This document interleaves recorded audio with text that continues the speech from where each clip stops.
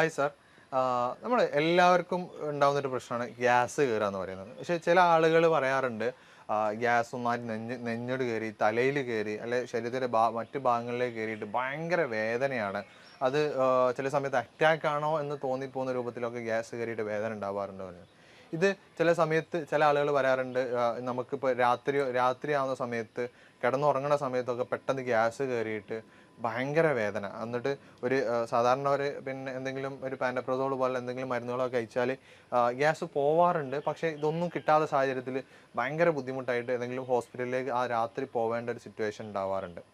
അപ്പം ഇങ്ങനെ ഗ്യാസ് കയറുന്നതിൽ നമുക്ക് എന്തൊക്കെ നമുക്ക് ചെയ്യാൻ പറ്റും? അതായത് ഇങ്ങനെ ഗ്യാസ് കയറിയാൽ ആ ഗ്യാസ് ഒന്ന് പുറത്താക്കാൻ വേണ്ടിയിട്ട് നമുക്ക് എന്ത് ചെയ്യാൻ പറ്റും?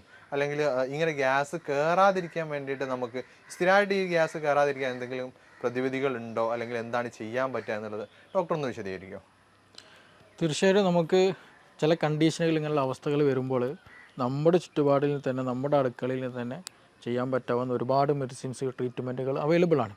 പക്ഷേ നമ്മൾ ഈ പറഞ്ഞതുപോലെ PPIയിലോ അല്ലെങ്കിൽ മറ്റെന്തെങ്കിലും മെഡിസിൻസൊക്കെ എന്ത് ചെയ്യും, അതിന് അഡിക്റ്റായി കഴിഞ്ഞാൽ പിന്നീട് ഈവൻ എന്ത് ഇഷ്യൂ ഉണ്ടെങ്കിലും അത് യൂസ് ചെയ്യുന്ന ഒരു സിറ്റുവേഷൻ ഉണ്ടാകാറുണ്ട്. നമ്മൾ ഈ മെഡിസിൻ എടുക്കുന്നതിന് മുമ്പ് മനസ്സിലാക്കേണ്ട ഒരു കാര്യം, ഗ്യാസ് എന്നുള്ളത് വ്യത്യസ്ത തരത്തിലുണ്ട്. ഹൈപ്പർ അസിഡിറ്റി വരുന്ന കേസുകളുണ്ട്, അതുപോലെ ഹൈപ്പോ അസിഡിറ്റി വരുന്നുണ്ട്. അതായത് അസിഡിറ്റി കൂടിക്കഴിഞ്ഞിട്ട് ഗ്യാസ്ട്രൈറ്റിസ് അങ്ങനെയുള്ള പ്രശ്നങ്ങൾ വരുന്നുണ്ട്. അതേപോലെ തന്നെ അതിൻ്റെ ഓപ്പോസിറ്റ് സൈഡിൽ നിന്ന് ശരിയായ രീതിയിൽ ആസിഡ് സെക്രേഷൻ ഇല്ലാണ്ട് ദഹനം നടക്കാണ്ട് അങ്ങനെ ഗ്യാസ് പ്രൊഡ്യൂസ് ചെയ്യുന്ന കണ്ടീഷനുണ്ട്. ഈ രണ്ട് കണ്ടീഷന് വേർതിരിച്ചറിയുക എന്നുള്ളത് വളരെ ഇമ്പോർട്ടൻ്റ് ആണ്. അങ്ങനെ അറിയുമ്പോൾ മാത്രമാണ് നമുക്ക് പ്രോപ്പറായിട്ട് അതിനൊരു ട്രീറ്റ്മെൻറ്റിലേക്ക് പോകാൻ കഴിയുള്ളൂ.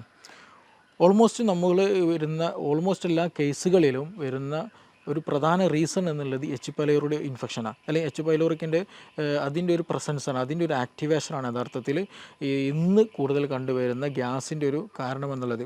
അപ്പോൾ ഈ ഗ്യാസ് കൂടുതലായിട്ട് കഴിഞ്ഞാൽ പറഞ്ഞതുപോലെ തന്നെ ഈ തലയിൽ കയറുക, അല്ലെങ്കിൽ ഹാർട്ട് ബേൺ എന്ന് വരെ പേര് വരും ഗ്യാസിന് പറയാറുണ്ട്. നെഞ്ചരിച്ചിൽ അല്ലെങ്കിൽ ഹാർട്ട് ബേൺ, അതായത് ഹാർട്ടിൻ്റെ ആ ഒരു ഭാഗത്ത് നമ്മൾ അറ്റാക്ക് വരുമ്പോൾ ഉണ്ടാകുന്ന ഒരു പെയിൻ സ്റ്റാർട്ട് ചെയ്യുന്നൊരു ഏരിയ ഉണ്ട്. അതേ ഭാഗത്തു നിന്ന് നമ്മൾ സ്റ്റേണം, അതായത് നെഞ്ചിൻ കൂടിൻ്റെ ഒരു ഭാഗത്തിൽ നിന്ന് ആ ഒരു സൈഡിൽ നിന്ന് തന്നെയാണ് ഈ പെയിൻ ഉണ്ടാകുന്നത്. അപ്പോൾ അതുകൊണ്ട് തന്നെ ഇത് അറ്റാക്ക് ആണോ ഹാർട്ടിൻ്റെ ഇഷ്യൂ ആണോ എന്നുള്ള പലപ്പോഴും നമുക്ക് കൺഫ്യൂസ്ഡ് ആക്കുന്ന ഒരു വിഷയം തന്നെയാണ്. അപ്പോൾ നമ്മൾ ആദ്യം ഞാൻ നേരത്തെ പറഞ്ഞ പോലെ ഹൈപ്പർ ആണോ അസിഡിറ്റി ആണോ ഹൈപ്പോ അസിഡിറ്റി ആണോ എന്നുള്ളത് ആദ്യം തിരിച്ചറിയണം. ഈ ഹൈപ്പർ അസിഡിറ്റിയുടെ കേസുകളിൽ കൂടുതലായിട്ട് ആസിഡ് സെക്രേഷൻ കൂടുക, ഈ സ്റ്റാർട്ടിങ്ങിൽ പറഞ്ഞല്ലോ ഞാൻ, എച്ച് പൈലോറിക് ഇൻഫെക്ഷൻ്റെ അമിതമായിട്ടുള്ള സെക്രേഷൻസ് വരും. അതിൻ്റെ ഇൻഫെക്ഷൻ വരുമ്പോൾ അമിതമായിട്ട് HCl പ്രൊഡ്യൂസ് ചെയ്യും, ആസിഡ് സെക്രേഷൻ കൂടും. അപ്പോൾ അങ്ങനെയുള്ള കേസുകളാണെന്നുണ്ടെങ്കിൽ അവർക്ക് വയറുകാളിച്ച ഭയങ്കരമായിരിക്കും, ശക്തമായിട്ട് വയറുകാളിച്ചുണ്ടായിരിക്കും. ഭക്ഷണം കഴിച്ചു കഴിഞ്ഞാൽ വീണ്ടും വീണ്ടും ഭക്ഷണം കഴിക്കാൻ തോന്നുക. 1 മണിക്കൂർ നമ്മൾ ഭക്ഷണം കഴിച്ചിട്ടുണ്ടാവുള്ളൂ, ശരിയായ രീതിയിൽ ദഹിക്കാനുള്ളൊരു സമയം എടുത്തിട്ടില്ല. അപ്പോഴൊക്കെ എന്ത് ചെയ്യും, നമുക്ക് ഇനിയും ഭക്ഷണം കഴിക്കണം, ഭക്ഷണം ഒന്നും കഴിക്കാത്ത പോലെ ഒരു ഫീലിംഗ് തോന്നുക. അതേപോലെ ചില ആളുകൾക്ക് എന്ത് ചെയ്യും, ടോയ്ലറ്റിൽ ഭക്ഷണം കഴിച്ചാൽ ഉടനെ തന്നെ ടോയ്ലറ്റിൽ പോകാനുള്ള ഒരു ടെൻഡൻസി ഉണ്ടാവുക. അതുപോലെ ഓക്കാനം വരിക, രാവിലെ എഴുന്നേറ്റ് കഴിഞ്ഞാൽ ഓക്കാനം വരിക, ഛർദ്ദിക്കാനൊരു ഫീലിംഗ് വരിക, ചിലപ്പോൾ ഛർദ്ദിക്കുക തന്നെ ചെയ്യും, ചിലപ്പോൾ ഒരു യെല്ലോയിഷ് കളറിലുള്ള ഫ്ലൂയിഡ് ഛർദ്ദിക്കാറൊക്കെ ഉണ്ട് ഈ ഹൈപ്പർ അസിഡിറ്റിയുള്ള കേസുകളിൽ. അപ്പോൾ ഇവർക്കാണ് കൂടുതലായിട്ടും നമ്മൾ പലപ്പോഴും പറയുന്ന മൈഗ്രെയിൻ ഇഷ്യൂസ് ഉണ്ടാവുക. അതേപോലെ തന്നെ ഹൈപ്പർ അസിഡിറ്റിക്ക് ഒരു കാരണം ഉണ്ടാകുന്ന ഈ ടെൻഷൻ ഒരു പ്രധാന കാരണമാണ്. എച്ച് പൈലോറിക്കിൻ്റെ ഇൻഫെക്ഷൻ പറഞ്ഞത് അതേപോലെ തന്നെ മറ്റൊരു റീസണാണ് ഈ ടെൻഷൻ വരിക എന്നുള്ളത്. കൂടുതലായിട്ട് ടെൻഷൻ വന്നു കഴിഞ്ഞാൽ നമുക്കെന്ത് ചെയ്യും, ഗ്യാസ്ട്രിക് ഇഷ്യൂസ്, ഗ്യാസ്ട്രിക്കിൻ്റെ പ്രശ്നങ്ങൾ കൂടുതലായിട്ടുണ്ടാകും. ഞാൻ സിമ്പിളായിട്ടൊരു എക്സാമ്പിൾ പറയാം. നമ്മളിപ്പോൾ ഒരു വാഹനത്തിൽ യാത്ര ചെയ്യുകയാണ്, റോഡിലൂടെ യാത്ര ചെയ്യുന്ന സമയത്ത് പെട്ടെന്നൊരു ഒരാളങ്ങോട്ട് കടന്നില്ലെങ്കിൽ ഒരു പൂച്ച ഓപ്പോസിറ്റ് നമ്മൾ ക്രോസ് ചെയ്താൽ നമ്മൾ എന്ത് ചെയ്യും, പെട്ടെന്ന് സഡനായിട്ട് ബ്രേക്ക് പിടിക്കും. അങ്ങനെ ബ്രേക്ക് പിടിക്കുന്ന നേരത്ത് സ്വാഭാവികമായിട്ടും നമ്മുടെ വയറിൻ്റെ അകമാണ് പെട്ടെന്ന് അതിൻ്റെ ഒരു എഫക്റ്റ്, അല്ലെങ്കിൽ വയറ് കാളുക എന്ന് പറയും നമ്മളെ നാടൻ ഭാഷയിൽ. അപ്പോൾ കണ്ടത് കണ്ണാണ്, പക്ഷെ അതിൻ്റെ എഫക്റ്റ് വന്നത് എവിടെയാണ്, ആ ഒരു കാളിച്ച ഫീൽ ചെയ്തത് നമ്മുടെ വയറ്റിലാണ്. അപ്പോൾ അത്രത്തോളം കണക്ഷൻ എന്തുണ്ട് നമ്മുടെ ബ്രെയിനും സ്റ്റൊമക്കും തമ്മിലുണ്ട്. അപ്പോൾ നമ്മൾ കൂടുതലായിട്ട് ടെൻസറായി കഴിഞ്ഞാൽ എന്തെങ്കിലും ഒരു ഇഷ്യൂ അതിങ്ങനെ എപ്പോഴും തോട്ട്സ്ഫുള്ളായിട്ട് എപ്പോഴും ചിന്തിച്ചുകൊണ്ട് നടന്നിരുന്നാൽ നമുക്കൊരു റിലാക്സേഷൻ ഇല്ല എന്നുണ്ടെങ്കിൽ സ്വാഭാവികമായിട്ടും അത് ടെൻഷനായിരിക്കും. പിന്നീട് അതേപോലെ തന്നെ വയറ്റിൽ നിന്നുള്ള ഗ്യാസ്ട്രിക് പ്രൊഡ്യൂഷൻസ് HCl പ്രൊഡക്ഷൻ കൂടുതലായിരിക്കും. ഇതേപോലെ നേരത്തെ പറഞ്ഞതുപോലെ തന്നെ എച്ച് പൈലോറിക് ഇൻഫെക്ഷൻ ഉണ്ടാകുന്ന സമയത്ത് ഹൈപ്പർ അസിഡിറ്റി ഉണ്ടാകുന്ന അതേപോലെ തന്നെ എന്ത് ചെയ്യും, ഈ ടെൻഷൻ കൂടിക്കഴിഞ്ഞാൽ ഈ പറഞ്ഞ HCl പ്രൊഡക്ഷൻ ആസിഡ് പ്രൊഡക്ഷൻ കൂടും. അതേപോലെ ഹൈപ്പർ അസിഡിറ്റി ഫീൽ ഉണ്ടാകുമെന്നുള്ളതാണ്. പിന്നെ മറ്റൊരു കാരണം ഹൈപ്പോ അസിഡിറ്റിയുടെ ഒരു കാരണം ഉണ്ടല്ലോ. ഈ ഹൈപ്പോ അസിഡിറ്റി എന്ന് വെച്ചിട്ടുണ്ടെങ്കിൽ നമ്മൾ ഭക്ഷണം കഴിച്ചു കഴിഞ്ഞാൽ ശരിയായ ഒരു ദഹനം ഉണ്ടാവില്ല. ആസിഡിൻ്റെ ആ പേരിൽ തന്നെയുണ്ട്, ആസിഡിൻ്റെ അളവിൽ തോതിൽ കുറവും. അപ്പോൾ ആസിഡിൻ്റെ അളവ് വളരെ ഇമ്പോർട്ടൻ്റ് നമ്മളെ ദഹനം നടക്കണമെന്നുണ്ടെങ്കിൽ. അപ്പോൾ ഹൈപ്പോ അസിഡിറ്റി എന്ന് പറഞ്ഞാൽ ആസിഡിൻ്റെ അളവ് കുറയുക എന്നുള്ളതാണ്. അപ്പോൾ ഹൈപ്പോ അസിഡിറ്റി വന്ന പേഷ്യൻറ്റിൻ്റെ കേസിൽ എന്താണെന്ന് വെച്ചിട്ടുണ്ടെങ്കിൽ ദഹനം ശരിയായി നടക്കില്ല, അത് ടൈം എടുക്കും. എസ്പെഷ്യലി നമ്മൾ പ്രോട്ടീൻ റിച്ച് ആയിട്ടുള്ള ബീഫോ ചിക്കനോ അങ്ങനെയുള്ള കഴിക്കുകയാണെന്നുണ്ടെങ്കിൽ സ്വാഭാവികമായിട്ട് ടൈം എടുക്കും. ആ ടൈം എടുക്കുന്ന സമയത്ത് ഒരു ഇൻഡൈജഷൻ ഉണ്ടായിരിക്കും, ശരിയായ രീതിയിൽ ദഹനം നടക്കില്ല, ഒരു ബാഡ് സ്മെല്ല് ഫീൽ ചെയ്യും, വയറ് വീർത്തത് പോലെയൊക്കെ ഫീൽ ചെയ്യുക, ശരിയായ രീതിയിൽ ശോധന ഉണ്ടാകില്ല. ആ സമയത്ത് നമുക്ക് ഓക്കാനം വരിക, ഛർദ്ദിക്കാൻ വരിക, വയറ് വീർത്ത പോലെ വരിക, ക്ഷീണം തോന്നുക, വിശപ്പില്ലാത്തൊരു അവസ്ഥ തോന്നുക, അങ്ങനെയുള്ള പ്രശ്നങ്ങളൊക്കെ ഇങ്ങനെയുള്ള ഹൈപ്പോ അസിഡിറ്റിയുടെ കേസുകളിൽ ഉണ്ടാകാറുണ്ട്. അപ്പോൾ ഇങ്ങനെ രണ്ട് തരത്തിലും എന്തുണ്ട്, അസിഡിറ്റി ഉണ്ടാകാറുണ്ട്. അപ്പോൾ ഹൈപ്പർ അസിഡിറ്റിൻ്റെ കേസിൽ അമിതമായിട്ടുള്ള ദഹനരസങ്ങളുടെ സാന്നിധ്യത്തിൽ ഉണ്ടാകുന്നതാണ് ഹൈപ്പോ അസിഡിറ്റി. എന്താ വെച്ചിട്ടുണ്ടെങ്കിൽ ഈ പറഞ്ഞ പോലെ വേണ്ട രീതിയിലുള്ള ദഹനരസങ്ങൾ ഇല്ല എന്നുണ്ടെങ്കിൽ എന്ത് ചെയ്യും, ശരിയായ ദഹനം ഉണ്ടാകില്ല. അപ്പോൾ അവിടെ ബാക്ടീരിയ ഇതുണ്ടായിരിക്കും, അവിടെ പിന്നെ അതുപോലെ ദഹിക്കാതെ കിടന്നിട്ട് അതിൽ നിന്ന് ഗ്യാസസ് പോലെയുള്ള പ്രൊഡ്യൂസ് ചെയ്യും. അങ്ങനെയുള്ള പ്രശ്നങ്ങളും കാര്യങ്ങളും ഉണ്ടായിരിക്കും. ബാഡ് ബാക്ടീരിയൻ്റെ പ്രസൻസ് അമിതമായിട്ട് കൂടുതലുണ്ടായിട്ടുണ്ടാകും. അപ്പോൾ അങ്ങനെയും എന്ത് ചെയ്യുന്നുണ്ട്, ഈ പറഞ്ഞതുപോലെ അസിഡിറ്റി ഉണ്ടാകാറുണ്ട്. അപ്പോൾ ഈ രണ്ട് കേസിലും രണ്ട് തരത്തിലാണ് നമ്മൾ ട്രീറ്റ് ചെയ്യേണ്ടത്. ഒന്ന് ഹൈപ്പർ അസിഡിറ്റിൻ്റെ കേസിൽ നമുക്ക് ഈ ലെമൺ ടീ വളരെ യൂസ്ഫുള്ളായിട്ട് നമുക്ക് ചെയ്യാവുന്നതാണ്. ഹൈപ്പറായിട്ട് ഭയങ്കരമായിട്ട് ഗ്യാസ്ട്രിക്കിൻ്റെ ഇഷ്യൂസ് ഉണ്ടെങ്കിൽ, എപ്പോഴും ഛർദ്ദിക്കാൻ തോന്നുന്നുണ്ടെങ്കിൽ, ഓക്കാനം വരുന്നുണ്ടെങ്കിൽ, ഭയങ്കരമായിട്ട് എന്താ പറയുക വയറ് എപ്പോഴും പുകച്ചിലുണ്ടെന്നുണ്ടെങ്കിൽ അതിന് ഏറ്റവും ബെസ്റ്റായിട്ടുള്ള ഒരു ട്രീറ്റ്മെൻറ്റാണ് യഥാർത്ഥത്തിൽ ഈ ലെമൺ ടീ കുടിക്കുക എന്നുള്ളത്. ആ സമയത്ത് തന്നെ നമുക്ക് അക്യൂട്ടായി തന്നെ റിലീഫ് ഉണ്ട്. പിന്നെ അതേപോലെ തന്നെ ഈ ദഹിക്കാതെ ഞാൻ നേരത്തെ പറഞ്ഞല്ലോ, അത് ഹൈപ്പോ അസിഡിറ്റിൻ്റെ കേസിൽ അങ്ങനത്തെ കേസുകളിൽ വരുന്ന സമയത്ത് ഹൈപ്പോ അസിഡിറ്റിൻ്റെ കേസിൽ സമയത്ത് നമുക്ക് ഏറ്റവും ബെസ്റ്റ് വെളുത്തുള്ളി വളരെ യൂസ്ഫുള്ളാണ്. അതുപോലെ ഇഞ്ചി വളരെ യൂസ്ഫുള്ളാണ്. പിന്നെ ഗ്രാമ്പു, പട്ട പോലെയുള്ള മസാലക്കൂട്ടുകളുണ്ടല്ലോ, അത് നോർമൽ ലെവലിൽ നമ്മുടെ ഭക്ഷണത്തിൽ ചേർക്കുക, അത് വെച്ച് ചായ ഉണ്ടാക്കുക, അത് വെച്ചിട്ട് എന്തെങ്കിലുമൊക്കെ ഒരു ചെറിയ കഷായം പോലെ ഉണ്ടാക്കി കുടിക്കുന്നതൊക്കെ വളരെ ഹെൽപ്ഫുള്ളാണ്. നമ്മുടെ ഭക്ഷണം കഴിച്ചു കഴിഞ്ഞാൽ നമ്മൾ ജീരകം കഴിക്കുന്നതൊക്കെ യഥാർത്ഥത്തിൽ ആ ഒരു അസിഡിറ്റി പോകാനാണ്, ദഹനം കൂടാനും കൂടെ വേണ്ടിയിട്ടാണ്. അതേപോലെ തന്നെ നമ്മൾ ഭക്ഷണം കഴിച്ചു കഴിഞ്ഞാൽ ഏറ്റവും നല്ലത് കോൾഡ് ഡ്രിങ്കിനേക്കാളും ബെസ്റ്റ് സാധാ നോർമൽ വാട്ടർ അല്ലാന്നുണ്ടെങ്കിൽ ചൂടുവെള്ളം കുടിക്കുക എന്നുള്ളതാണ് ദഹനത്തിന് ഏറ്റവും ഹെൽപ്ഫുള്ളാകുള്ളത്. അപ്പോൾ അതുകൊണ്ട് നമ്മൾ ഒരുപാട് ആളുകളുണ്ട് ഇന്ന് നമ്മൾ ഭക്ഷണം എന്തെങ്കിലും ഹെവി ഫുഡ് കഴിച്ചു കഴിഞ്ഞാൽ സെവനപ്പ് കുടിക്കുക, എന്തെങ്കിലും കൂൾ ഡ്രിങ്ക്സ് കുടിക്കുക, കാർബണേറ്റഡ് ഡ്രിങ്ക് കുടിക്കുക എന്നുള്ളത്. യഥാർത്ഥത്തിൽ കാർബണേറ്റഡ് ഡ്രിങ്ക് കുടിക്കുന്ന സമയത്ത് നമുക്കൊരു കംഫർട്ട് ഫീൽ ചെയ്യുന്നുണ്ടെങ്കിലും അത് ഗ്യാസ് കൂട്ടാനുള്ളൊരു വഴിയും കൂടെയാണ്. അത് കുടിച്ചു കഴിഞ്ഞാൽ പിന്നീട് ഗ്യാസ് എന്ത് ചെയ്യും, വീണ്ടും വീണ്ടും ശരീരത്തിൽ കൂടിക്കൊണ്ടിരിക്കും. അപ്പോൾ അത് നമ്മൾ എന്ത് ചെയ്യണം, നിയന്ത്രിക്കണം. അത് വളരെ ഇമ്പോർട്ടൻ്റ് ആണ്. അപ്പോൾ ഈ പറഞ്ഞു വെച്ചതുപോലെ ഈ ആസിഡ് കൂടുന്ന കേസുകളുണ്ട്, കുറയുന്ന കേസുകളുണ്ട്. അപ്പോൾ ഏതാണോ എന്നുള്ളത് തിരിച്ചറിയണം. ഇപ്പോൾ നേരത്തെ പറഞ്ഞതുപോലെ തന്നെ ചോദ്യത്തിൽ വന്നതുപോലെ തന്നെ രാത്രി സമയത്ത് നമുക്ക് ഛർദ്ദിക്കാൻ വരിക, വയറ് വീർത്ത പോലെ തരിക, ഓക്കാനം വരിക, പുളിച്ച് തികട്ടൽ വരിക, അങ്ങനെ ഉണ്ടാകാറുണ്ട്. അതിന് യഥാർത്ഥ കാരണം എന്ന് പറയുന്നത് വെച്ചാൽ നമ്മൾ രാത്രി കിടക്കുന്ന, എസ്പെഷ്യലി രാത്രി സമയത്ത് നമ്മൾ ഭക്ഷണം കഴിച്ച പാടേ കിടക്കരുത്. അങ്ങനെ കിടക്കുന്ന സമയത്ത് പലപ്പോഴും ഈ ഗ്യാസ്ട്രിക് ആയിട്ടുള്ള ഭക്ഷണം കഴിച്ച പാടേ കിടന്നു കഴിഞ്ഞാൽ ഗ്യാസ്ട്രിക്കിൽ ഏകദേശം ഫില്ലായിട്ടുണ്ടായിരിക്കും, അത്യാവശ്യം നല്ല ഫീൽഡ് കണ്ടീഷനായിരിക്കും. അപ്പോൾ അത് കിടക്കുന്ന സമയത്ത് എന്ത് ചെയ്യും, നമ്മുടെ ഈസോഫാഗസിലേക്ക് അന്നനാളത്തിലേക്ക് എന്ത് ചെയ്യും, ഈ ഗ്യാസ്ട്രിക് ഫ്ലൂയിഡ് വീണ്ടും റിട്ടേൺ അടിച്ചിട്ട് വരാനുള്ള സാധ്യത വളരെ കൂടുതലാണ്. അപ്പോൾ ഭക്ഷണം കഴിച്ച പാടെ എന്ത് ചെയ്യരുത്, ഒരിക്കലും കിടക്കരുത്. ഒരു അരമണിക്കൂറെങ്കിലും നമ്മൾ കുറഞ്ഞ് വെയിറ്റ് ചെയ്തതിന് ശേഷം ഒന്ന് വീട്ടിലൊക്കെ ഒന്ന് ചുറ്റുപാടും നടന്നു വന്നതിന് ശേഷം എന്ത് ചെയ്യുക, കിടക്കുന്നതാണ് ദഹനത്തിന് നല്ലത്, ഉറക്കം നന്നായി ലഭിക്കാനും നല്ലത്. അതുകൊണ്ടാണ് അങ്ങനെ അല്ലാണ്ട് നമ്മൾ അമിതമായിട്ട് ഭക്ഷണം കഴിച്ച് കിടക്കുമ്പോഴാണ് ഒരു സുപ്രഭാതത്തിൽ അല്ലെങ്കിൽ ഒരു പ്രത്യേക സമയത്ത് എന്ത് ചെയ്യും, നമുക്ക് ശക്തമായിട്ട് നെഞ്ചുവേദന വരും, ഭയങ്കരമായിട്ട് പ്രശ്നങ്ങൾ ഉണ്ടായിരിക്കും. ഈ അറ്റാക്ക് ആണോ എന്നുള്ള തോന്നലുണ്ടായിരിക്കും. നമ്മൾ ഉടൻ തന്നെ ഹോസ്പിറ്റലിൽ പോകും, ഗ്യാസിൻ്റെ പ്രശ്നമായിരിക്കും ഉണ്ടാവുക. അപ്പോൾ അങ്ങനെ ഒരു ഇഷ്യൂ കൂടുതലായിട്ട് എസ്പെഷ്യലി നൈറ്റ് സമയത്ത് ഹോസ്പിറ്റൽ കേസുകൾ കൂടുന്നൊരു വിഷയം കൂടെയാണ്. അപ്പോൾ അങ്ങനെ കൂടുതൽ ആ ഒരു ഗ്യാസ്ട്രിക് ഇഷ്യൂസ് നൈറ്റിൽ കൂടാനുള്ള കാരണം അമിതമായിട്ടുള്ള ഭക്ഷണം എന്ത് ചെയ്യും, ഈ രാത്രിയിൽ കഴിക്കും. അത് കാരണമായിട്ട് ദഹനരസങ്ങൾ എന്ത് ചെയ്യും, ഗ്യാസ്ട്രിക് ദഹനരസങ്ങൾ നമ്മുടെ ഭക്ഷണം കഴിക്കുന്ന കുഴലിലേക്ക് അന്നനാളത്തിലേക്ക് എന്ത് റിട്ടേൺ വരും. ഏറ്റവും ഭാഗത്ത് അതിൻ്റെ സ്ഫിങ്ക്റ്റർ ഉണ്ട്, നമ്മുടെ അന്നനാളത്തിൽ നിന്ന് വയറ്റിലേക്ക് സ്റ്റൊമക്കിലേക്ക് കിടക്കുന്ന ഈസോഫാജിൽ സ്ഫിങ്ക്റ്റർ വരുന്നുണ്ട്. ആ സ്ഫിങ്ക്റ്റർ എന്ത് ചെയ്യും, ശരിയായ രീതിയിൽ ക്ലോസ് ആകില്ല. അപ്പോൾ അതിൽ നിന്ന് എന്ത് ചെയ്യും, ചെറിയ ലീക്കേജ് നമ്മുടെ ഇതിലേക്ക് വരും. അപ്പോൾ നമുക്ക് നല്ല നെഞ്ഞെരിച്ചിലുണ്ടാവും, പുകച്ചിലുണ്ടാക്കും, ഒരു പൊളിച്ചത് കിട്ടുന്ന പോലെ വരും, ഛർദ്ദിക്കാൻ വരും, അങ്ങനെയുള്ള പല അസ്വസ്ഥതകളുണ്ടാകും. അപ്പോൾ എന്ത് തന്നെ വന്നാലും നമ്മൾ ഗ്യാസിൻ്റെ പ്രശ്നത്തിൽ നമ്മുടെ വീട്ടിൽ തന്നെ അതിനുള്ള മരുന്നുകളുണ്ട്.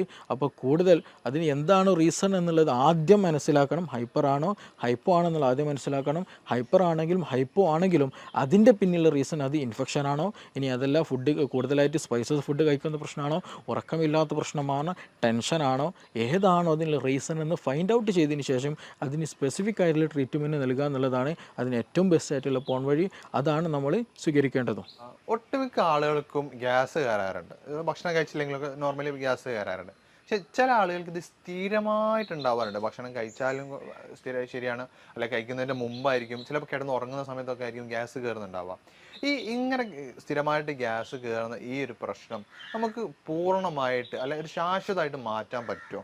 അല്ലെങ്കിൽ അത് ഈ പെട്ടെന്ന് ഈ ചില ഇപ്പോൾ പറഞ്ഞ പോലെ കിടന്നുറങ്ങുന്ന സമയത്തോ അല്ലെങ്കിൽ രാത്രിയൊക്കെ ഉള്ള സമയത്തൊക്കെ ആണെങ്കിൽ, അല്ലെങ്കിൽ നമ്മൾ ഒറ്റയ്ക്ക് ആണെങ്കിലും ആവുന്ന സമയത്തൊക്കെ ആണെങ്കിൽ ഇങ്ങനെ ഗ്യാസ് കയറി ബുദ്ധിമുട്ടാണെങ്കിൽ നമുക്ക് ആ സമയത്ത് തന്നെ ഈ ഗ്യാസ് കയറുന്ന ഇൻസ്റ്റൻ്റ് ആയിട്ട് പോകാൻ വേണ്ടിയിട്ട്, കയറിയ ഗ്യാസ് പെട്ടെന്ന് പുറത്തു പോകാൻ വേണ്ടിയിട്ട് നമുക്ക് എന്തൊക്കെ നമുക്ക് ചെയ്യാൻ പറ്റും? തീർച്ചയായിട്ടും നമുക്ക് നമ്മുടെ വീട്ടിനകത്ത് നിന്ന് തന്നെ ചില കോമ്പിനേഷനൊക്കെ ഉണ്ടാക്കി അടുക്കളയിൽ നിന്ന് തന്നെ നമുക്കെന്ത് ചെയ്യാം, ഗ്യാസിനുള്ള മെഡിസിൻസ് അതിന് അവൈലബിൾ ആണ്.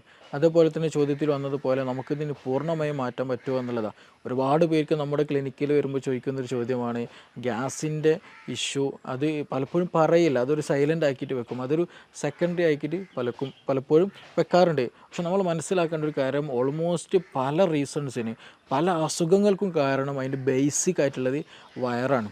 അപ്പോൾ അതുകൊണ്ടാണ് വയറ് കേട് വന്നത് കൊണ്ടാണ് യഥാർത്ഥത്തിൽ പല അസുഖങ്ങളും ഉണ്ടാകുന്നത്. അതിൻ്റെ വയറ് കേട് വന്നതിൻ്റെ ഒരു ലക്ഷണം മാത്രമാണ് ഗ്യാസ് എന്ന് പറയുന്നത്.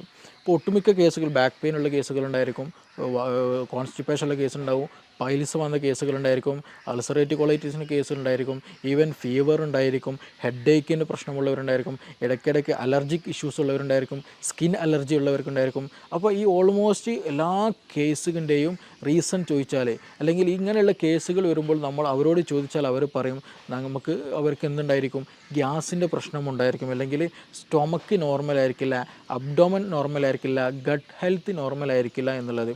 അപ്പോൾ നമ്മൾ ആദ്യം മനസ്സിലാക്കേണ്ടത് ഇതിൻ്റെ പിന്നിലായിട്ട് ഒരുപാട് റീസൺസ് ഉണ്ട് എന്നുള്ളതാണ്. അതായത് സ്റ്റൊമക്ക് ഹെൽത്ത് നോർമൽ അല്ല എന്നുള്ളതിൻ്റെ ഏറ്റവും ബേസിക് ആയിട്ടുള്ള ഒരു സംഗതിയാണ് ഗ്യാസ് എന്നുള്ളത്. അപ്പോൾ അത് ആദ്യം നമ്മൾ മനസ്സിലാക്കേണ്ടതുണ്ട്. പിന്നെ ചോദ്യത്തിൽ വന്നതുപോലെ ഗ്യാസ് നമുക്ക് നമ്മുടെ വീട്ടിൽ നിന്ന് തന്നെ റിമൂവ് ചെയ്യാം. ചില ആളുകൾക്ക് എന്ത് ചെയ്യും, അത് റിപ്പീറ്റഡ് ആയിട്ട് വരും, അമിതമായിട്ട് ഭക്ഷണം കഴിച്ചാലും വരും, ഭക്ഷണം കഴിച്ചില്ലെങ്കിലും വരും, ഭക്ഷണം കഴിച്ചു കൊണ്ടിരിക്കുമ്പോൾ വരും, പല സമയത്ത് വന്നിരിക്കുന്ന പല ആളുകളും പല രീതിയിലാണ് ഗ്യാസ് കാണാറുള്ളത്. അപ്പോൾ ഇത് ഗ്യാസ് എന്തുകൊണ്ട് വരുന്നോ അതിന് റീസൺ എന്താണ് എന്നുള്ളത് ആദ്യം മനസ്സിലാക്കണം. ഗ്യാസ് രണ്ട് തരത്തിലുണ്ട് പ്രധാനമായിട്ടും. ഒന്ന് ഹൈപ്പർ അസിഡിറ്റിയിൽ വരുന്നുണ്ട്, ഹൈപ്പോ അസിഡിറ്റിയിൽ വരുന്നുണ്ട്. അപ്പോൾ നമ്മളെപ്പോഴും നോക്കണം ഹൈപ്പർ ആണോ അല്ല ഹൈപ്പോ ആണോ എന്നുള്ളത്. ഗ്യാസ് ഹൈപ്പർ അസിഡിറ്റിയിലും വരും, ഹൈപ്പോയിലും വരും. അപ്പോൾ നമ്മളെപ്പോഴും നമ്മുടെ സ്റ്റൊമക്ക് pH അല്ലെങ്കിൽ സ്റ്റൊമക്കിൻ്റെ കണ്ടീഷൻ എപ്പോഴും ഒരു ന്യൂട്രലായിട്ടാണ് കൊണ്ടുപോകേണ്ടത്. അപ്പോൾ അത് കൂടിയാലും പ്രശ്നമാണ്, കുറഞ്ഞാലും പ്രശ്നമാണ്. ഹൈപ്പർ അസിഡിറ്റിൻ്റെ കേസ് എടുത്ത് നോക്കാം. നമ്മൾ അമിതമായിട്ട് അങ്ങനെയുള്ള കേസുകളിൽ അമിതമായിട്ട് ക്ഷീണം തോന്നും, അമിതമായിട്ട് ചിലപ്പോൾ വയറുവേദന വരും, ഛർദ്ദിക്കാൻ വരും, ആൾ പറ്റ സ്കിന്നായിട്ടായിരിക്കും, ഭയങ്കര സ്കെൽറ്റലായിരിക്കും, കൂടുതൽ തടിയൊന്നും വെക്കൂല, ഇടയ്ക്കിടയ്ക്ക് ചിലപ്പോൾ ഭക്ഷണം കഴിച്ചാൽ പെട്ടെന്ന് വയറ്റിന്ന് പോകാൻ തോന്നും. അങ്ങനെയുള്ള പല അസ്വസ്ഥതകളും ഹൈപ്പർ അസിഡിറ്റിയിൽ കണ്ടുവരാറുണ്ട്. ഈ കേസുകളിൽ ഈ ഹൈപ്പർ അസിഡിറ്റി വരാനും ഒരുപാട് കാരണങ്ങളുണ്ട്. നമ്മൾ സ്പൈസി ആയിട്ടുള്ള ഫുഡുകൾ അമിതമായി കഴിക്കുക, കൂടുതൽ അസിഡിറ്റി കൂടിയ ഫുഡുകൾ, ഉപ്പിലിട്ടതൊക്കെ എന്ത് ചെയ്യുക, അമിതമായിട്ട് കഴിക്കുക, കൂടുതൽ ഉപ്പ് അടങ്ങിയിട്ടുള്ള ഭക്ഷണം കഴിക്കുക, പിന്നെ അതുപോലെ തന്നെ ടെൻഷൻ കൂടുതലായി ഉണ്ടാകുക, പിന്നെ അതുപോലെ എച്ച് പൈലോറിക്കിന് ഇൻഫെക്ഷൻ വരിക. അപ്പോൾ ഈ പറഞ്ഞ സാധനങ്ങളൊക്കെ ഏതെങ്കിലും ഒന്നുണ്ടെന്നുണ്ടെങ്കിൽ അത് നമ്മുടെ സ്റ്റൊമക്കിലുള്ള എപ്പിത്തീലിയൽ ലെയറിന് എന്ത് ചെയ്യും, ട്രിഗർ ചെയ്തുകൊണ്ടിരിക്കും. അവിടെയുള്ള HCl പ്രൊഡക്ഷൻ അത് എന്ത് ചെയ്യും, കൂട്ടാൻ കാരണമാകും. അപ്പോൾ HClൻ്റെ പ്രൊഡക്ഷൻ കൂടുക, ഗ്യാസ്ട്രിക് സെക്രീഷൻ കൂടിക്കഴിഞ്ഞാൽ സ്വാഭാവികമായിട്ടും അവിടെ ഗ്രാജ്വലി എന്ത് ചെയ്യും, അവിടെ ഇൻഫ്ലമേഷൻ വരും, അവിടെ ഇൻഫെക്ഷൻ വരും. അതിൻ്റെ കൂടെ തന്നെ അവിടെ ഗ്യാസ് പ്രൊഡക്ഷൻ കാരണം ഗ്യാസ് സൈറ്റ് ഇങ്ങനെ തികട്ടിയിട്ട് വരും. ചിലപ്പോൾ വോമിറ്റിങ് വരും, ഛർദ്ദിക്കാൻ തോന്നും, ചിലപ്പോൾ നോസിയൻ്റെ അങ്ങനെ ഒരു ഫീലിംഗ് ഉണ്ടായിരിക്കും, തല ചുറ്റുന്നത് പോലെ തോന്നും, തലയിൽ എന്തോ ഹെവിനെസ് പോലെ, തലക്ക് കനമുള്ളത് പോലെയൊക്കെ തോന്നും. ഗ്രാജ്വലി ഇങ്ങനെയുള്ള ആളുകൾക്കാണ് എന്ത് പറയുക, തലയിൽ എന്തോ വെച്ചിട്ടുണ്ട്, അല്ലെങ്കിൽ മൈഗ്രെയിൻ പോലെയുള്ള ഒരു ഫീലിംഗ് വരെ ഇത് കാരണമുണ്ടാകും. അപ്പോൾ അതുകൊണ്ട് തന്നെ ചില ആളുകൾക്ക് ഭക്ഷണം, ഈ കേസുകളിൽ ഈ ഹൈപ്പർ അസിഡിറ്റിൻ്റെ കേസുകളിലാണ് കൂടുതൽ ആളുകൾ മൈഗ്രെയിൻ പോലും ഉണ്ടാകുന്നത്. അപ്പോൾ അതിൻ്റെയൊക്കെ ബേസിക് റീസണും അല്ലെങ്കിൽ നമുക്ക് കാണാൻ കഴിയുന്നതാണ് ഈ പറയുന്ന ഗ്യാസാണ്. അപ്പോൾ എപ്പോഴും ഗ്യാസ് ഉള്ളവർ ശ്രദ്ധിക്കണം. അത് മേ ബി ഈവൻ ക്യാൻസർ വരെ നീളാൻ ചാൻസ് ഉണ്ട്. അതേപോലെ തന്നെ ഈ പറഞ്ഞ പോലെ മൈഗ്രെയിനിലേക്ക് വരാൻ നീളാനുള്ള ചാൻസ് ഉണ്ട്. അപ്പോൾ അതുകൊണ്ട് തന്നെ ഈ മൈഗ്രെയിൻ കേസുകൾ എടുത്ത് നോക്കിയാൽ അവർ പറയുന്ന റീസൺ എന്താണെന്ന് വെച്ചിട്ടുണ്ടെങ്കിൽ സമയത്തിന് ഭക്ഷണം കഴിച്ചില്ല എന്നുണ്ടെങ്കിൽ തലവേദന വരുമെന്നുള്ളതാണ്. അപ്പോൾ സമയത്തിന് ഭക്ഷണം കഴിച്ചില്ല എന്നുണ്ടെങ്കിൽ എന്താണ് സംഭവിക്കുന്നത്, ഹൈപ്പർ അസിഡിറ്റി വരും. ഈ ഹൈപ്പർ അസിഡിറ്റി വന്നാൽ എന്ത് ചെയ്യും, തലവേദനയിലേക്ക് നയിക്കും എന്നുള്ളതാണ്. അപ്പോൾ അത് ഗ്രാജ്വലി എന്ത് ചെയ്യും, തലവേദനയിലേക്ക് നയിക്കും ഹൈപ്പർ അസിഡിറ്റി കാരണം എന്നുള്ളതാണ്. പിന്നെ മറ്റതേപോലെ തന്നെ റീസണാണ് ടെൻഷൻ വരിക എന്നുള്ളത്. എന്തെങ്കിലും ടെൻഷനായിട്ട് എന്തെങ്കിലും ഫ്യൂച്ചറിൽ അല്ലെങ്കിൽ പാസ്റ്റ്, ടെൻഷൻ എന്നുള്ള വിഷയം പറയുമ്പോൾ നമ്മൾ എപ്പോഴും ചിന്തിക്കേണ്ട ഒരു കാര്യമാണ്, ഈ വ്യക്തി എന്തായിരിക്കും, ഒന്നുകിൽ ഫ്യൂച്ചറിൽ എന്തെങ്കിലും ഡ്രീം കണ്ടിട്ടായിരിക്കും നീങ്ങുക, അല്ലെങ്കിൽ പാസ്റ്റിൽ എന്തെങ്കിലും ഇഷ്യൂ ഓർത്തിട്ട് ഞാൻ അങ്ങനെ ചെയ്തുകൊണ്ടല്ലോ ഇങ്ങനെ ആയത്, അന്ന് അങ്ങനെ ചെയ്യുകയാണെങ്കിൽ ഇന്ന് ഇങ്ങനെ ആവില്ലായിരുന്നല്ലോ, അങ്ങനെയൊക്കെ ചിന്തിച്ചുകൊണ്ടിരിക്കും. ഫ്യൂച്ചറിലാണെങ്കിലോ എനിക്ക് 2 കൊല്ലം കഴിഞ്ഞിട്ട് ഇത് എക്സാം പാസ്സാവണം, അല്ലെങ്കിൽ വീട് വെക്കണം, മകളെ കെട്ടിക്കാനുണ്ട്, കടം കൊടുക്കാനുണ്ട്. ഇപ്പോഴൊന്നല്ലേ, 2 വർഷം 5 വർഷം 10 വർഷം ശേഷമായിരിക്കും. പക്ഷെ ആ ഒരു ചിന്തയിലായിരിക്കും എല്ലാ വർക്കുകളും. ഈവൻ ഉറങ്ങാൻ പോകുമ്പോഴും ഉണർന്നെണീക്കുമ്പോഴും ആ മൈൻഡ് സെറ്റിലായിരിക്കും. അപ്പോൾ അത് ഗ്രാജ്വലി എന്ത് ചെയ്യും, ടെൻഷനായിക്ക് മാറി പിന്നീട് എന്ത് ചെയ്യും, നമ്മുടെ വയറ്റിലുള്ള ഗ്യാസ്ട്രിക് സെക്രീഷൻ വല്ലാണ്ട് കൂട്ടിക്കളയും. ഞാൻ നേരത്തെ പറഞ്ഞതുപോലെ തന്നെ എന്ത് ചെയ്യും, നമ്മുടെ HClൻ്റെ ഒക്കെ പ്രൊഡക്ഷന് കൂട്ടിക്കളയും. അപ്പോൾ കൂടുതലായിട്ട് സ്റ്റൊമക്ക് സെക്രീഷൻസ് കൂടിക്കഴിഞ്ഞാൽ, HClൻ്റെ പ്രൊഡക്ഷൻ കൂടിക്കഴിഞ്ഞാൽ എന്ത് ചെയ്യും, ഇൻഫെക്ഷൻ വരും, ഇൻഫെക്ഷൻ വരും, മറ്റു പല അസ്വസ്ഥതകളുണ്ടാവും. നേരത്തെ പറഞ്ഞതുപോലെ അതും എന്ത് ചെയ്യും, ടെൻഷൻ കൂടുന്നതും മൈഗ്രെയിനിലേക്ക് നയിക്കും എന്നുള്ളതാണ്. അതേപോലെ തന്നെയാണ് ഉറക്കം കുറഞ്ഞു കഴിഞ്ഞാലും ഇതുപോലെ നമ്മുടെ ഗ്യാസ്ട്രിക്കിൻ്റെ സെക്രീഷൻസ് കൂടും, നമ്മുടെ ബോഡി വളരെ തിന്നാക്കും, ഡൈജഷനെ അത് ബാധിക്കുന്നുണ്ട്. അപ്പോൾ ഉറക്കം കുറഞ്ഞു കഴിഞ്ഞാലും നേരത്തെ പറഞ്ഞതേപോലെ തന്നെ എന്താണ്, ഈ മൈഗ്രെയിൻ്റെ ഇഷ്യൂ കാണാറുണ്ട്. അപ്പോൾ ഇതിൻ്റെയൊക്കെ ഈ ഗ്യാസ്ട്രിക് സെക്രീഷൻ കൂടുന്ന കണ്ടീഷനാണ് ഈ പറഞ്ഞിട്ടുള്ള ഫുഡ്, സ്പൈസി ആയിട്ടുള്ള ഫുഡ്, കൂടുതൽ അസിഡിറ്റി കൂടിയിട്ടുള്ള ഉപ്പിലിട്ടത് കഴിക്കുന്നത്, അതേപോലെ ടെൻഷൻ വരുന്നത്, അതേപോലെ എച്ച് പൈലോറിക്കിൻ്റെ ഇൻഫെക്ഷൻ വരുന്ന കണ്ടീഷനുകളൊക്കെ അതിൽ വരുന്ന കാറ്റഗറിയാണ് ഹൈപ്പർ അസിഡിറ്റി എന്നുള്ള കാറ്റഗറി. അപ്പോൾ ഇങ്ങനെയുള്ള കേസുകൾ നമുക്ക് നോർമലി ആയിട്ടുണ്ടെങ്കിൽ നമുക്ക് എന്ത് ചെയ്യാന്ന് വെച്ചാൽ, ഒന്ന് സിമ്പിളായിട്ട് ചെയ്യാൻ പറ്റാവുന്ന ഒന്നാണ് ഈ ലെമൺ ടീ കുടിക്കുക എന്നുള്ളത്. നല്ല ഇഷ്യൂസ് ഉണ്ടെങ്കിൽ, ഇപ്പോൾ നിങ്ങൾക്ക് മൈഗ്രെയിൻ്റെ ഇഷ്യൂ ഉണ്ട്, ഗ്യാസ്ട്രിക്കിന് ഭയങ്കര അസ്വസ്ഥത, ഛർദ്ദിക്കാൻ തോന്നുന്നു, അല്ലെങ്കിൽ ഒരു അസ്വസ്ഥത ഫീൽ ചെയ്യുന്നുണ്ടല്ലോ, ആ ഒരു സമയത്ത് തന്നെ ഒരു ഗ്ലാസ്സിൽ ഒരു എന്താ ചെയ്യുക, ചെറിയ രൂപത്തിൽ ഒരു നാരങ്ങ കംപ്ലീറ്റ് നീരെടുത്തിട്ട് തന്നെ ഒരു ലെമൺ ടീ ഉണ്ടാക്കി കുടിച്ചാൽ വളരെ നല്ല റിസൾട്ടാണ്. ആ വോമിറ്റിംഗ് ടെൻഡൻസി, അതുപോലെ തലക്കൊരു കറക്കം, ഒരു തല ചുറ്റുന്നത് പോലെ ഫീൽ ചെയ്യുക, അതൊക്കെ ഒരു വിത്തിൻ മിനിറ്റ്സിനുള്ളിൽ തന്നെ നമുക്ക് ക്യൂറായിട്ട് നമുക്ക് കൊണ്ടുപോകാം. പക്ഷെ അത് ആ സമയത്ത് കറക്റ്റ് ടൈമിൽ തന്നെ ചെയ്യണം. ഈവൻ നല്ല ഇഷ്യൂവിലേക്ക് എത്തിക്കഴിഞ്ഞ് കഴിഞ്ഞാൽ അത്ര റിസൾട്ട് ഉണ്ടാകണമെന്നില്ല. അപ്പോൾ ആ ഒരു സമയത്ത് തന്നെ, അസ്വസ്ഥത തുടങ്ങുന്ന സമയത്ത് തന്നെ ചെയ്യുക. അതേപോലെ സമയത്തിന് ഫുഡ് കഴിക്കുക, ഹൈപ്പർ അസിഡിറ്റി വരാതെ നമ്മൾ പരമാവധി ശ്രദ്ധിക്കുക എന്നുള്ളതാണ്. പിന്നെ ഇത് ഹൈപ്പർ അസിഡിറ്റിയുടെ കേസിലാണ്. മറ്റൊരു കേസുണ്ട്, രണ്ടാമത് ഹൈപ്പോ അസിഡിറ്റി എന്നുള്ളതാണ്. ഈ ഹൈപ്പോ അസിഡിറ്റിയുടെ കേസിൽ സിമ്പിളായിട്ട് പറഞ്ഞാൽ ഇങ്ങനെ തിരിച്ചറിയാമെന്ന് ചോദിച്ചാൽ, ചില ആളുകൾ ഭക്ഷണം കഴിച്ചു കഴിഞ്ഞാൽ ഒരു ഖനം പോലെ ഉണ്ടാകും, വയറെന്തോ ഫില്ല് കഴിഞ്ഞ പോലെ.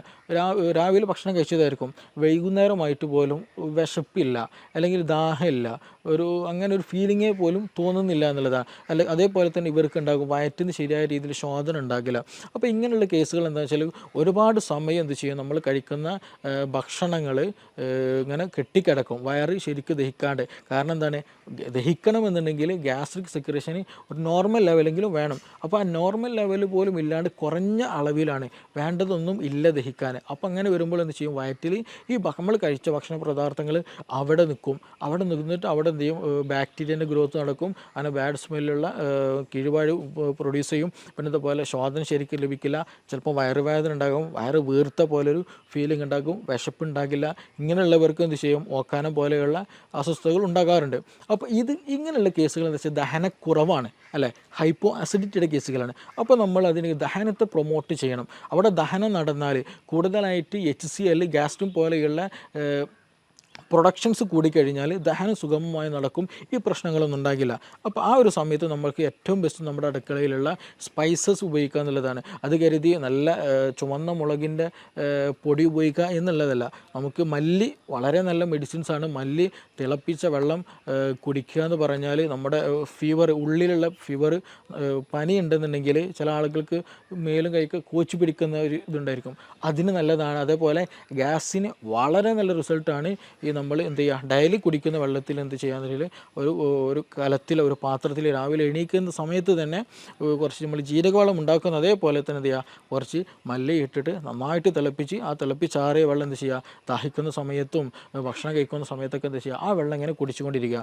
അത് ഗ്യാസ് നന്നാവാനും നന്നായിട്ട് പുറന്തള്ളാനും ദഹനം നന്നാകാനും ശോധനം കിട്ടാനൊക്കെ വളരെ വളരെ നല്ല ബെസ്റ്റ് റിസൾട്ട് ഉള്ളതാണ് ഈ മല്ലി, കൊത്തമ്പാലി അല്ലെങ്കിൽ ക്യുമിൻ എന്നുള്ള ആ സംഗതി. അപ്പോൾ അതെന്ത് ചെയ്യുക, വളരെയധികം നല്ല ബെനിഫിഷ്യലാണ്. പിന്നെ അതേപോലെ തന്നെ നമുക്ക് ചെയ്യാൻ പറ്റുന്നതാണ്, വീട്ടിൽ നിന്ന് ചെയ്യാൻ പറ്റാവുന്ന കാര്യമാണ് വെളുത്തുള്ളി കഴിക്കുക എന്നുള്ളത്. വെളുത്തുള്ളി ചുട്ട് കഴിക്കുന്നത്, പച്ചക്ക് കഴിക്കുന്ന പ്രശ്നമില്ല, അങ്ങനെയും ചില കഴിക്കാം. പക്ഷേ ഇതേ വെളുത്തുള്ളി എന്ത് ചെയ്യാണ്, ഹൈപ്പർ അസിഡിറ്റി ഉള്ളവർ ഉപയോഗിച്ചാൽ അവർക്ക് അസ്വസ്ഥത കൂടും. അവർക്ക് പല അസ്വസ്ഥതകളും ബുദ്ധിമുട്ടുകളും അവർക്ക് എന്ത് ചെയ്യും, ഫീൽ ചെയ്യാനുള്ള സാധ്യത വളരെ വളരെ കൂടുതലാണ്. അപ്പോൾ ഹൈപ്പോ അസിഡിറ്റിൻ്റെ കേസിലാണെങ്കിൽ മാത്രമാണ് ഈ വെളുത്തുള്ളി കൂടുതൽ എഫക്റ്റീവായിട്ട് ഫീൽ ചെയ്യുകയുള്ളൂ, ദഹനം കൂടുതൽ പ്രൊമോട്ട് ചെയ്യുകയുള്ളൂ. പിന്നെ നമുക്കിതിൽ കൂടെ ഇഞ്ചി വളരെ നല്ലതാണ്. അപ്പോൾ ഇഞ്ചി, ഗ്രാമ്പു, പട്ട പോലെയുള്ള സ്പൈസസുകളൊക്കെ നമ്മുടെ ഭക്ഷണത്തിൽ ഉൾപ്പെടുത്തുക.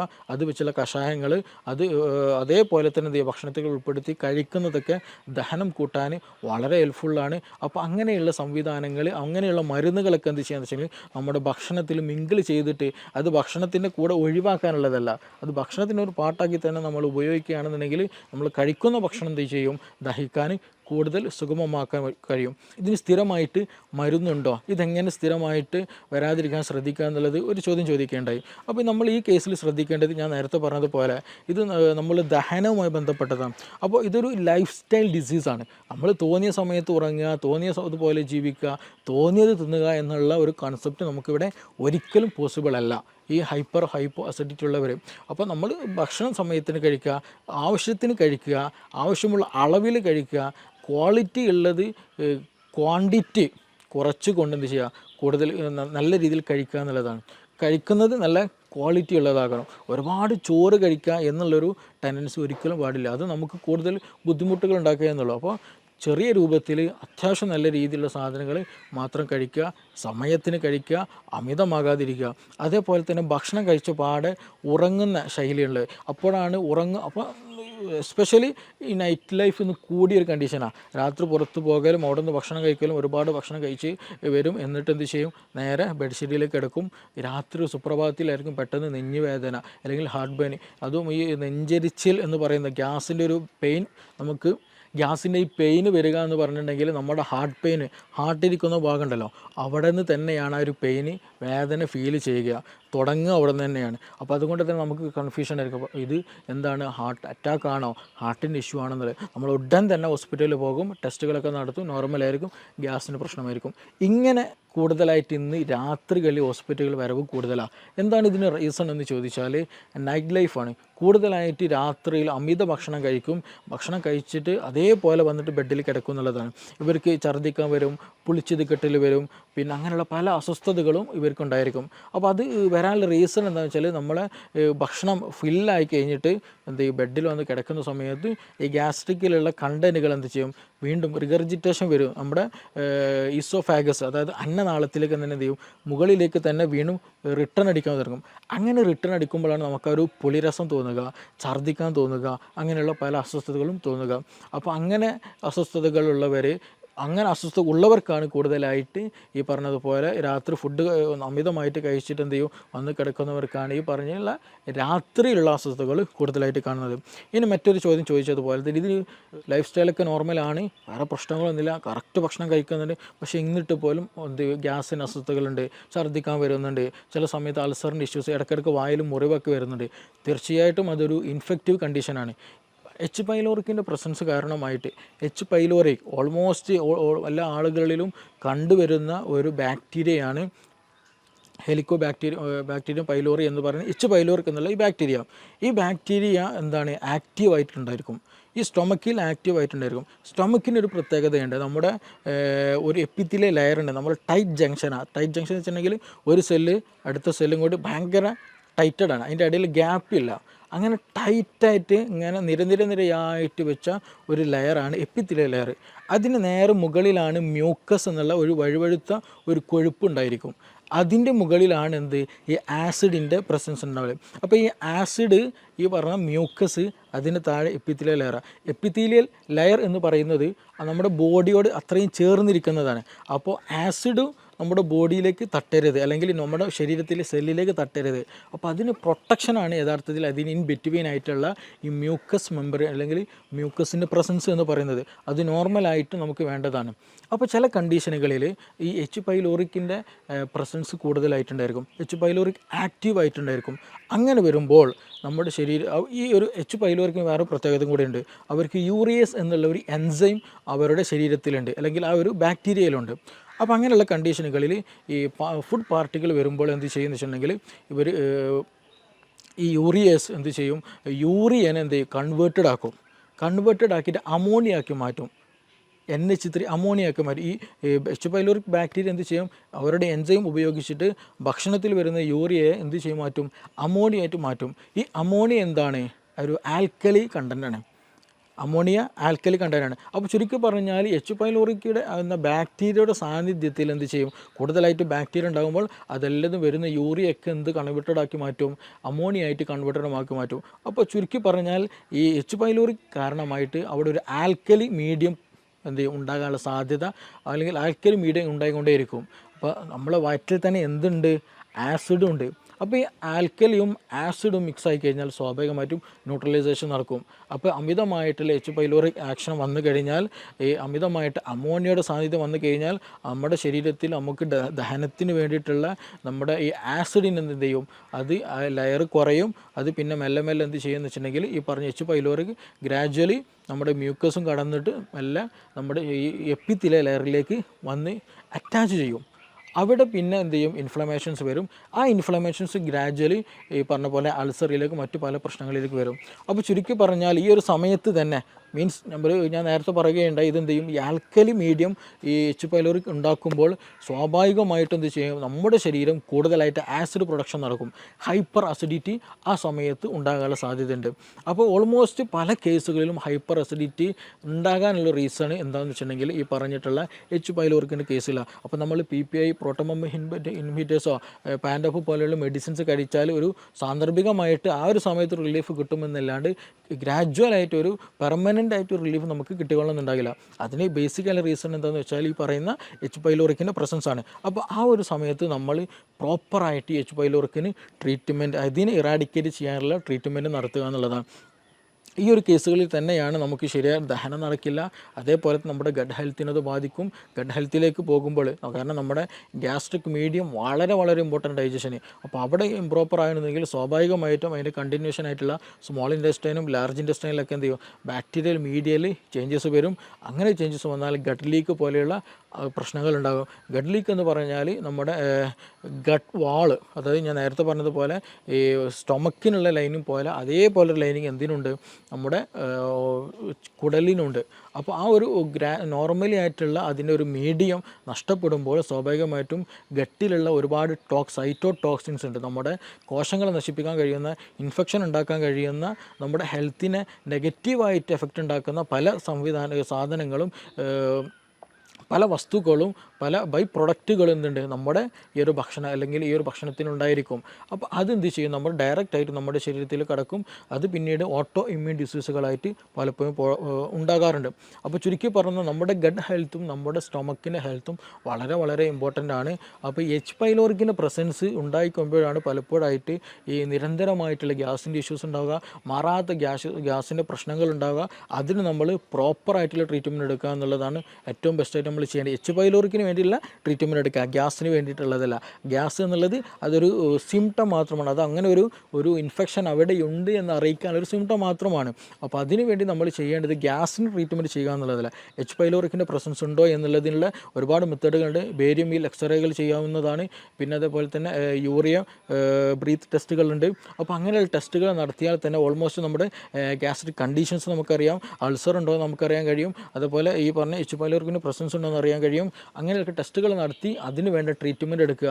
അപ്പോൾ അതിന് ഇരട്ടി മധുരം നമ്മളെപ്പോഴും കേട്ടിട്ടുള്ള സംഗതിയാണല്ലോ ഇരട്ടി മധുരം. ഈ എച്ച് പൈലോറിക് ഇൻഫെക്റ്റഡ് ആയി കഴിഞ്ഞാൽ അതിന് ഏറ്റവും ബെസ്റ്റുള്ള ഒരു ഒറ്റമൂല്, അത് ഇരട്ടി മധുരം ഏറ്റവും നല്ല ബെനിഫിഷ്യലാണ്.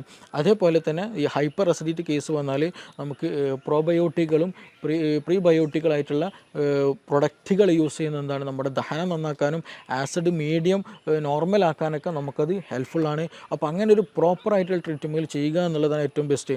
നമ്മുടെ കേസുകളിൽ തന്നെ ഒരുപാട് കേസുകൾ നമ്മുടെ ക്ലിനിക്കിൽ തന്നെ വന്നിട്ടുണ്ട്. ഈ മൈഗ്രെയിൻ വന്ന കേസുകൾ മാറാത്ത 8, 10, 15 വർഷമായിട്ട് മൈഗ്രെയിൻ ഡോക്ടറെ മാറിയിട്ടില്ല എന്നുള്ളത്. അപ്പോൾ അവർ ചോദിക്കുമ്പോൾ നമ്മൾ അതിൻ്റെ ബേസിക്കിലൊക്കെ പോകുമ്പോൾ ഹൈപ്പർ അസിഡിറ്റിയാണ് അവർക്ക് ഉണ്ടാവുക. ചില കേസുകൾ മൈഗ്രെയിൻ അവർ പറയുള്ളൂ, ഹൈപ്പർ അസിഡിറ്റി എന്നുള്ള കണ്ടീഷൻ തന്നെ അവർ പറയില്ല. പക്ഷേ അത് കാരണം അതിന് അഡാപ്റ്റഡ് ആയിട്ടുണ്ടായിരിക്കും. കാരണം ഹൈപ്പർ അസിഡിറ്റിക്കാളും കൂടുതൽ അവർക്ക് പ്രശ്നമായിട്ട് തോന്നൽ എന്താണ്, മൈഗ്രെയിൻ്റെ ഇഷ്യൂ ആയിരിക്കും. അപ്പോൾ പക്ഷേ ഈ ഹിസ്റ്ററി എടുത്ത് പോകുമ്പോൾ അവർക്ക് ഹൈപ്പർ അസിഡിറ്റി ആയിരിക്കും കൂടുതലായിട്ടുണ്ടായിരിക. അപ്പോൾ സ്വാഭാവികമായിട്ടും അവർക്ക് മോശം ക്ലിയർ ആയിരിക്കില്ല, ദഹനം ക്ലിയർ ആയിരിക്കില്ല. ഞാൻ നേരത്തെ പറഞ്ഞതുപോലെ ഗട്ട് ഹെൽത്ത് ബാഡായിരിക്കും, പ്രോപ്പറായിട്ട് നിലനിൽക്കില്ല. ആ കേസുകളിലൊക്കെ നമുക്ക് മെഡിസിൻ ഉപയോഗിച്ച് തന്നെ, മെഡിസിൻ മീൻസ് നമ്മുടെ വീടുകളിൽ ഉപയോഗിക്കാവുന്ന മെഡിസിൻസ് തന്നെ നൽകിയാൽ തന്നെ എന്ത് ചെയ്യും, നല്ല പ്രോപ്പർ ഒരു റുട്ടീൻ നമ്മൾ കീപ്പ് ചെയ്ത് തന്നെ ഒരു കണ്ടിന്യൂ ഒരു മെഡിക്കേഷൻ ഇല്ലാതെ നല്ല രീതിയിൽ തന്നെ നമുക്ക് എന്ത് ചെയ്യാം, ഈ മൈഗ്രെയിൻ പോലെയുള്ള കണ്ടീഷനൊക്കെ റിവേഴ്സ് ആക്കിയിട്ട് നമുക്ക് നോർമൽ ഹെൽത്തിലേക്ക് തന്നെ മാറ്റാൻ കഴിയുന്നുണ്ട്. അപ്പോൾ അതിൻ്റെയൊക്കെ ഒരു ബേസിക് എന്ന് പറയുന്നതാണ് യഥാർത്ഥത്തിൽ ഗ്യാസ് അല്ലെങ്കിൽ ഗ്യാസ്ട്രിക് ഇഷ്യൂ എന്നുള്ളത്. അപ്പോൾ ഇതിന് പ്രോപ്പർ ട്രീറ്റ്മെൻറ്റ് ഉണ്ട്, പ്രോപ്പർ വേ ഓഫ് ലിവിങ് ഉണ്ട്. അപ്പോൾ അത് ഏത് റൂട്ടിലാണോ ഏതാണോ പ്രശ്നം എന്നുള്ളത് ഐഡൻറ്റിഫൈ ചെയ്യുക എന്നുള്ളതാണ് ഫസ്റ്റ് നമ്മൾ ചെയ്യേണ്ടത്. അത് ഐഡൻറ്റിഫൈ ചെയ്തതിന് ശേഷം അതിന് പ്രോപ്പറായിട്ട് അതിനെ നമ്മൾ എന്ത് ചെയ്യണം, ഹൈപ്പർ പ്രശ്നമാണോ, ഹൈപ്പർ അസിഡിറ്റിൻ്റെ പ്രശ്നമാണോ, ഹൈപ്പോ അസിഡിറ്റിൻ്റെ പ്രശ്നമാണോ. ഹൈപ്പർ അസിഡിറ്റിൻ്റെ പ്രശ്നമാണെങ്കിൽ തന്നെ നമ്മുടെ ഡയറ്റിൽ അമിതമായിട്ടുള്ള എന്തെങ്കിലും എരിവ് കൂടിയതോ സോൾട്ടി ആയിട്ടുള്ളതോ അങ്ങനെയുള്ള എന്തെങ്കിലും ഉപയോഗിക്കുന്നതാണോ, ഇതിനകത്തിൽ ടെൻഷൻ എന്തെങ്കിലും ഉണ്ടോ, ഇതിനകത്തിൽ എച്ച് പൈലോറിക് ഇൻഫെക്ഷൻ തന്നെയാണോ, അങ്ങനെയുള്ളത് ഏതാണോ എന്നുള്ളത് ഡിഫറൻഷ്യേറ്റ് ചെയ്യണം. ഇനി ഹൈപ്പോ അസിഡിറ്റിൻ്റെ കേസിലാണെങ്കിലും ശരി, അവിടെയും എച്ച് പൈലോറിക്കിൻ്റെ പ്രശ്നം ഉണ്ടാകാറുണ്ട് ചില കേസിൽ. അപ്പോൾ അത് വന്നതാണോ, ഇനി അതല്ല വേറെ അമിത ഭക്ഷണമാണോ, നമ്മുടെ റുട്ടീനുള്ള പ്രശ്നമാണോ, അത് ഏതാണോ എന്നുള്ളത് നമ്മൾ കറക്റ്റ് ഐഡൻറ്റിഫൈ ചെയ്യേണ്ടതുണ്ട്. ചില കേസുകളിൽ ആസിഡ് അല്ലെങ്കിൽ പുളിച്ചുതക്കെട്ടിൽ വരും. ആർക്ക്, നല്ല തടിച്ച ഒരാൾക്ക് ഉണ്ടെങ്കിൽ, ഒബസിറ്റി കൂടുതലുണ്ടെങ്കിൽ, കൂടുതൽ ഓവർ ഈറ്റ് ഉണ്ടെങ്കിൽ, അങ്ങനെയുള്ള കേസുകൾ എന്ന് വെച്ചിട്ടുണ്ടെങ്കിൽ അവർക്ക് ഇടയ്ക്കിടയ്ക്ക് കിടന്നാൽ തന്നെ എന്ത് ചെയ്യും, പുളിച്ചുതക്കെട്ടിലോ വരും. കാരണം എന്താണെന്ന് വെച്ചിട്ടുണ്ടെങ്കിൽ എന്താണ്, അബ്ഡോമിനൽ പ്രഷർ കൂടുതലായിരിക്കും, വയറിൻ്റെ ഭാഗത്ത് പ്രഷർ വളരെ കൂടുതലായിരിക്കും. അപ്പോൾ ആ മുകളിലേക്കുള്ളൊരു തള്ളൽ കിടന്നാലും എന്ത് ചെയ്യും, ഫീൽ ചെയ്യും. അപ്പോൾ അങ്ങനെയുള്ളവർക്ക് എന്ത് ചെയ്യും, അതും വരാറുണ്ട്. അപ്പോൾ ആ ഒരു കേസിലൊക്കെ എന്ന് വെച്ചാൽ നമ്മൾ ചെയ്യേണ്ടത് അതിന് വേണ്ടിയിട്ടുള്ള ട്രീറ്റ്മെൻറ്റ് എടുക്കുക എന്നുള്ളതാണ്. അപ്പോൾ ചുരുക്കി പറഞ്ഞാൽ ഇതിന് പ്രോപ്പറായിട്ട് തന്നെയുള്ള ട്രീറ്റ്മെൻറ്റ്, ഗ്യാസ് എന്നുള്ളത് ബേസിക് ആയിട്ടുള്ള ഒരു റീസണാണ്. ആ റീസണിൻ്റെ പിന്നിൽ നമുക്ക് ഒരുപാട് അസുഖങ്ങൾ ഉണ്ടായിരിക്കും. ആ അസുഖങ്ങളായിരിക്കും പലപ്പോഴും നമ്മൾ ഫോക്കസ് ചെയ്യുക. ഞാൻ നേരത്തെ പറഞ്ഞതുപോലെ ഒന്നെങ്കിൽ നമുക്ക് മൈഗ്രെയിൻ ആയിരിക്കും ഉണ്ടാവുക, അല്ലെങ്കിൽ സോറിയാസിസ് പോലെ സ്കിൻ ഡിസീസ് ആയിരിക്കും ഉണ്ടാവുക, അല്ലെങ്കിൽ അതിൻ്റെ ബാക്കിൽ എന്തെങ്കിലും ടെൻഷൻ്റെ എന്തെങ്കിലും ഇഷ്യൂസ് ഉണ്ടായിരിക്കും, ആങ്സൈറ്റി പോലെയുള്ള തലകറക്കം പോലെയുള്ള പ്രശ്നങ്ങൾ ഉണ്ടായിരിക്കും. ഇനി അതെല്ലാം മറ്റു സ്കിൻ ഡിസീസുകൾ പലപ്പോഴും അർട്ടിക്കേരി പോലെയുള്ള പ്രശ്നങ്ങൾ ഉണ്ടാകാറുണ്ട്, എക്സിമ പോലെയുള്ള പ്രശ്നങ്ങൾ ഉണ്ടാകാറുണ്ട്. അപ്പോൾ ഇതിൻ്റെയൊക്കെ ബേസിക് ആയിട്ട് വരുമ്പോൾ നമ്മുടെ ഗട്ട് ഹെൽത്താണ് ഇതിന് റീസൺ ആയിട്ട് വരിക. അപ്പോൾ അതിൻ്റെയൊക്കെ ഒരു കാരണം അല്ലെങ്കിൽ ഗട്ട് ഹെൽത്ത് പ്രോപ്പർ അല്ല എന്ന് കാണിക്കാനുള്ള ഒരു സിമ്പൽ മാത്രമാണ് യഥാർത്ഥത്തിൽ ഗ്യാസ് എന്ന് പറയുന്നത്. അപ്പോൾ നമ്മുടെ ഗട്ട് ഹെൽത്ത് പ്രോപ്പറാക്കുക, നമ്മൾ പ്രോപ്പറായിട്ടുള്ള ഡയറ്റ് എടുക്കുക, പ്രോപ്പറായിട്ടൊരു നല്ല ബെനിഫിഷ്യൽ ആയിട്ടൊരു ലൈഫ് സ്റ്റൈൽ കീപ്പ് ചെയ്യുക എന്നുള്ളതാണ് ഇതിന് ഏറ്റവും ബെസ്റ്റ് ആയിട്ടുള്ള ഒരു മെഡിസിൻ എന്നുള്ളത്. അത് ഇന്ന് നമ്മുടെ ക്ലിനിക്കിൽ തന്നെ അവൈലബിൾ ആണ്. ഒരുപാട് ആളുകൾക്ക് അതുകൊണ്ട് ഒരുപാട് അസുഖങ്ങൾക്ക് ഗട്ട് ഹെൽത്ത് നോർമലാക്കിയതിൽ കൂടെ നമുക്ക് ട്രീറ്റ് ചെയ്യാൻ കഴിഞ്ഞിട്ടുണ്ട്. Okay, thank you.